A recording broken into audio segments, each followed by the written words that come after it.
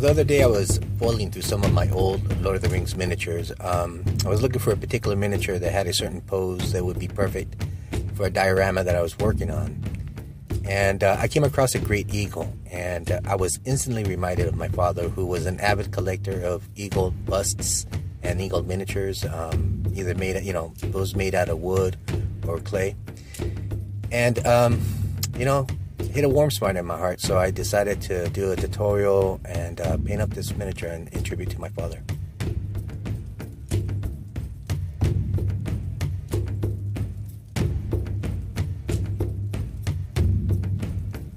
I did some prep work on the miniature, not seen on the video. When I glued the wing and the body together, I used either epoxy for gluing and magic sculpt to kind of smoothen the transition and sculpt in what's missing. And then I primered the miniature white. And then after that, I did a good old search on Google to get some inspiration and did some searches on birds to get some type of reference material. So it's important that you get the right subject matter, or else you get yourself in trouble.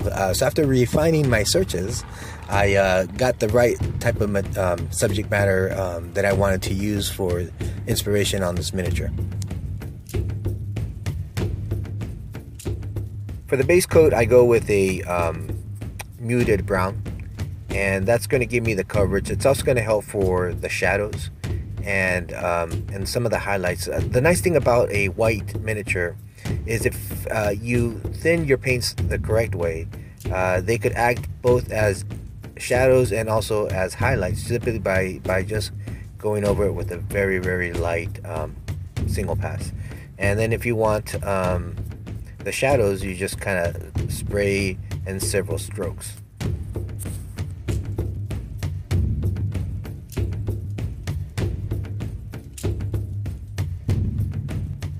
So I don't show it in the video, but I complete the miniature using this pass. It's actually, since it's one color, I get done really quick, but I don't like it. It's just too monotone, and I want more brilliance for a particular bird.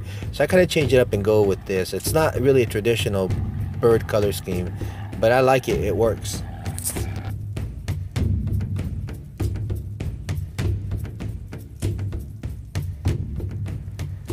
I touch up the tips with black paint.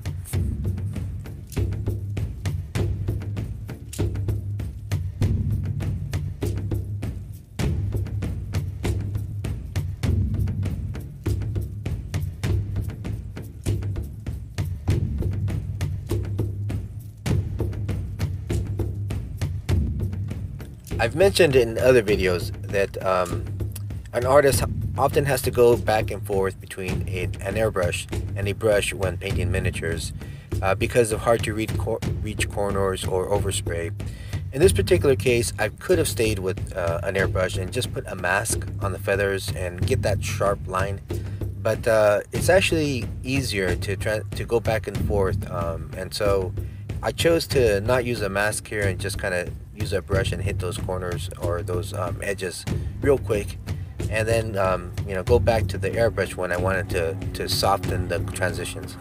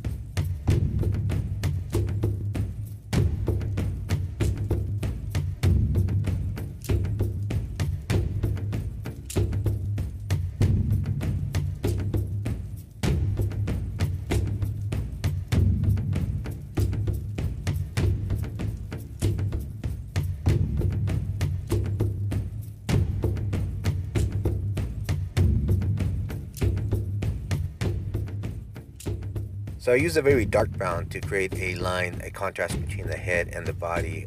What's nice about the dark brown is it doesn't give that cartoon look, but it gives that strong transition. So what you see me here is preparing a very dark brown for my glaze. And I'm going to use that for the bone, for the claws, as well as for the beak. The beak will be for the shadows, and the bone is just to give it, or the claws is just to give it more of a dirty, earthy look.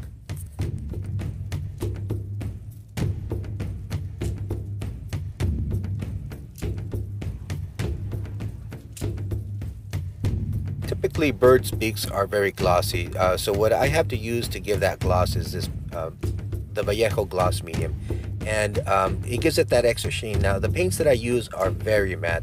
They're the mattest paints I've ever used, and so you don't really get that gloss. So I often have to resort to adding additives whenever I need to add sheen, which is just fine.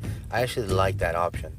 And so here you see that that in the past you'll notice that I've laid out the base coat for the beaks, and I've used a matte yellow, and I've used washes to give me that very deep color.